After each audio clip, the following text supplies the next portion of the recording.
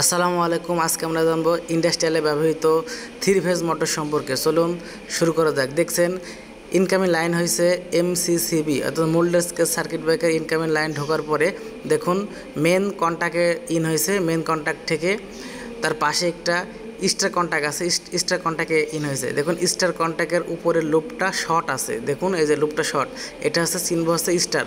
এবং main contact থেকে আবার পাশে একটি যেটা সেটা ডেল্টা কানেকশন। দেখুন ডেল্টার কানেকশন হওয়ার পরে ডেল্টা থেকে আবার তার পাশে নিচে একটি থার্মাল ওভারলোড আছে।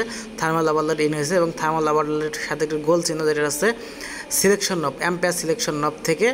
এবং লাইন আবার বের হয়েছে যে থ্রি ফেজে, এই থ্রি ফেজ টিপি, এটা হচ্ছে টিপি ত্রিপুল ব্রেকার থেকে যে আউট হয়েছে মোটরের।